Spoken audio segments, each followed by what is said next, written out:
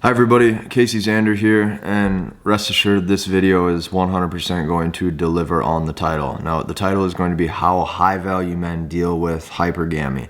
And the reason why I wanted to make this video is because it's super fresh in my mind and in my brain, because yesterday I was on a one-to-one coaching call with a client that I'm working with, and this client is in his 40s. Now, when I talk about making yourself a man of value, this guy has 100% made himself a man of value. So what does that mean? Well, I'm on this coaching call, and obviously, I'll leave his name out of it for privacy and whatnot, but I'm on this call, and he's telling me all of his struggles, right? There's women pulling away from him, women pulling back from him, and he's like, I don't understand. I spent all of my 20s, all my 30s, all of my 40s making myself who I am today. So to give you guys some context, this guy's probably like between 6'2" to 6'4". Okay, he weighs probably around 200, 40 something years old, right? Full head of hair. He's a bodyguard, knows how to fight, right? Like, he practices karate. He's completely ripped, in really good shape, makes really good income, very successful, nice house, things like that. So he's like, why is it that I'm at the peak of my SMV and routinely the women who I have highest interest in are still pulling back and pulling away from me? Okay. If you've ever been in this situation where you're like, man, you know, I go to the gym, I prioritize self-care, I prioritize finances, why am I still getting hit with all of these things? This video is for you. So rest assured, stay with me until the end, so that way not only can we clear up these issues that you probably have in your life, but I'm going to probably break this down for you on a level that nobody else ever has, so you can truly understand the difference between physical frames of value versus psychological frames of value. So with that said, let's dive in. Number one, the first point on my notes today is going to be physical high value, like high value in the flesh, does not equal high value of the psychological. Okay? Stay with me here. What would physical of the body be, or physical high value of the body or of the flesh? It would be things like how ripped you are, right? How tall you are, how good your career is, how much money you make. And those things make you a good fit on paper, okay? But that holds no weight when you are dating unless you can back that up by psychological frames of value. I will give you an example. Let's say a woman enters into a club, okay? She has two guys to choose from. Let's say she has Usher or she has Chris Brown, okay? They're both high value, they're both rock stars, they're both pop stars, they're both famous, they're both very high value. But let's say Usher is ready and willing to commit and wants her very badly, and let's say Chris Brown doesn't really have any interest at all. Even he's willing to qualify her, push her away even, and be like, hey, you know, like, I'm not in the mood right now to talk. Who's going to have heightened perceived value? Okay, it's going to be Chris Brown. That's because the high value frame was set in the psychological. So I'm going to show you how to do this and how not to do this, okay? First off, men who have made themselves something that are actually high value, like millionaires, dudes who are ripped, things like that, the issue is that they telegraph interest far too early in the interactions with the women that they're dating because they assume that they can. No, that's a big no. Okay? What they think is they think that because of their physical success or their high value frame in the physical, they assume that that is going to make up for the game of push-pull and tension that has to be created only through psychological frames of value. If they telegraph interest too quick because they tell themselves, and I tell you this out of experience because I know this and I see this, they tell themselves, well, hey, I've already done the work. I've already made myself a man of value. I don't have to play the game. I should be able to tell the chick that I like, hey, I like you, let's go out on a date. And then they're consistently burned, they're heartbroken, they're cheated on, or they're even left for other men with lower physical value, right? Like lower value, quote unquote, than they are. And it leaves them confused. If you've been telegraphing your interest level, this is a big no-no. And by the end of the video, I'm going to explain why. Okay? Stay with me here.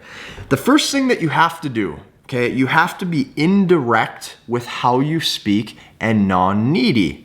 What does that mean? Non-needy. Non-needy means you are desireless. You don't care if something happens or not. And when you're indirect, you're willing to say the edgy things. The edgy things such as like, I don't know if we'll get along.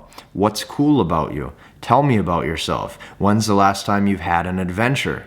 If you can say those things and you're actually hoping for a good reply from her, if she can't give you that good reply, technically if you actually are high value and have options, that right there should lower your attraction. The difference is when guys are sold far too quick on the perception of beauty. And if that's you, you are going to be burned 9 times out of 10. Because oftentimes the girl sees that you are won over far too easy. I hope that this video is making sense. If it isn't, okay, comment below, because I really want to sharpen my skills as a coach for you guys as well. But being indirect and non-needy is so powerful. When you are indirect with how you speak, you're hot, you're cold, right? You push pull, you create tension, right? You smile, but yet at the same time you say, ugh, get lost, okay? You can do this back and forth. This is what creates a dynamic of attraction because it puts a big question mark in the psychology of that woman and it leaves her wondering, does this guy like me? Now, let's look at this on a deeper level. Everybody right now is so obsessed with hypergamy on the internet. Hypergamy this, hypergamy that, millionaire this, ripped guy this, alpha chad this, giga chad this. Dude, you have to look at this from a psychological level, okay?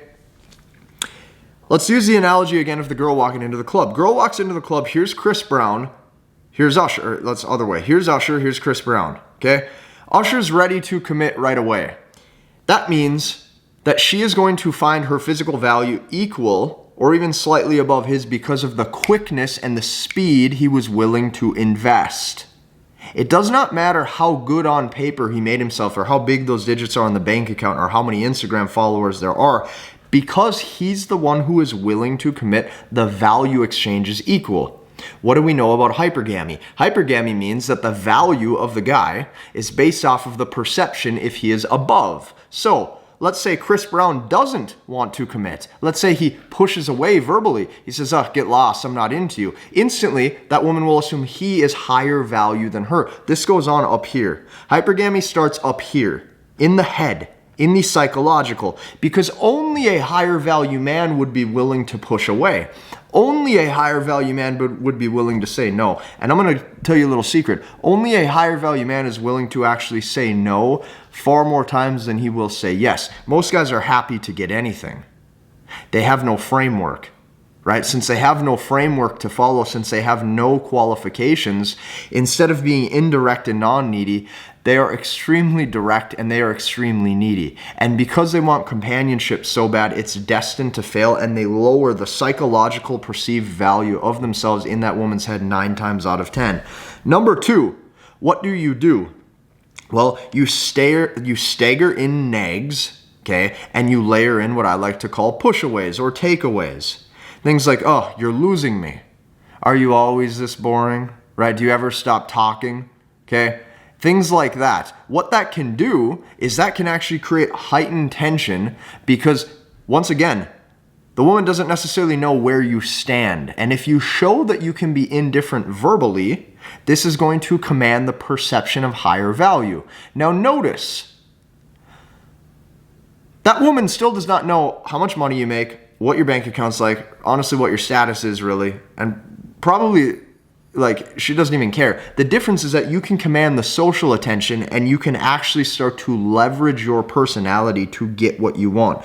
When you are desireless like that and you're willing to stagger some sort of nags, the reason why the woman likes it so much is because it just shows that you actually have a specific type that you're going for. And if you can find the smallest flaw and you're willing to express it, most guys are scared to express any flaws and therefore they are happy to get anything, right? So instantly when you do that, this goes into the last form, which is self-qualification, and you want to qualify her based on what you want. So you have to be willing to say these things. You have to be willing to add qualifications such as what you're actually looking for.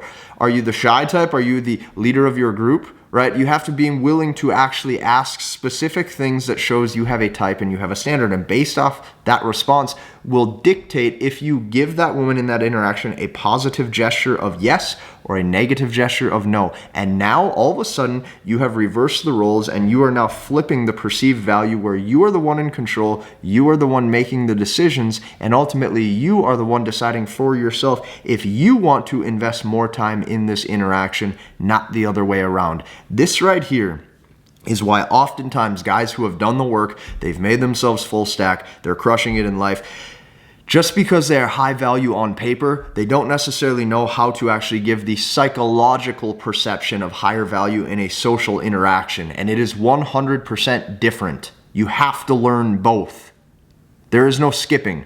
There's so many guys who want to put the head down and learn how to do kickboxing, and they want to learn how to bench press a lot and make a lot of money, and they think that they should just be able to walk outside then and the women will just know. It doesn't work like that. So, to wrap this up with hypergamy, okay, why did I title it like this? How high value men deal with hypergamy. Why did I have that as the title? Well, I'm going to tell you why. The biggest reason why is because if you have actually made yourself a guy who is high value on paper, right? You're chasing excellence, you're building your body, you're prioritizing self-care. If you have done all of that on paper, the woman is expecting you to act the way I just described. She is expecting you to have qualifications. She is expecting you to have a type. She is expecting you, okay, to actually be cocky or a little bit arrogant in certain times, because technically on paper you should be able to.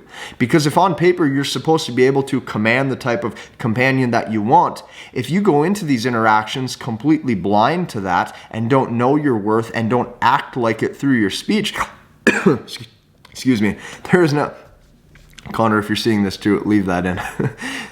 I think that's funny. If she's seeing that, okay, there is now an incongruence. Okay, what is an incongruence? An incongruence means that who you are and how you act does not actually line up. And when that incongruence is there, there's a break in the chain and it causes a loss of attraction. For some of you, you're sitting here right now, you're wondering, why is this so complex? Okay, it's complex because it should be. It's complex because understanding the psychological nuances of game and heightened perceived value is one of the hardest things to learn probably on earth. But if you can do it, rest assured, this is going to strengthen your relationships with women. It's going to strengthen your relationships in business, with friends. It's going to be easier to network. And if you're watching this video and you're like, okay, this actually makes sense, and you're wondering how you can actually take this forward and learn this at an even deeper level, what I've done over the past 3 years is I've created a process called MBT. Okay, and MBT stands for Masculine Behavioral Techniques. Now, for some of you, you've been watching, you've been upkeeping my videos, okay? We are closing down enrollment when we hit 2,000 students in Q2. Okay, when we close down enrollment, this will no longer be open. And if I ever do open it back up to the public at a specific small enrollment group again, it's going to be at a higher price, which means right now the limited 150 seats that we have open, now is going to be your best time to get my best process, my best framework, and ultimately the best plan of attack to not only crafting yourself into being a high value man, but showing it in a way verbally where you give the right psychological frames of value, so that way you can command the dominance in any social interaction and actually get what you want. Okay, that's the first thing I want to run by you. Number 2, July 1st, we are dropping our very first merch launch. Okay, what is our first merch launch? Well, I'm gonna put up a little picture right here. There's a couple shirts that we're doing, there's a couple hats, and because of that, I want you to mark that on your calendar. Okay, this will sell out fast. I have limited quantities, and this exact logo and color combination and design will never be for sale again. Last but not least, I do work with a very, very small, select few men one-to-one each month. Okay, just like this story that I was able to present to you was from an actual client. Okay, right now we do have a few seats open to work one-to-one with me. So check out all of the links below. I think you're going to be extremely pleased. Hit the like button, comment, and subscribe, and we'll see you in the next one.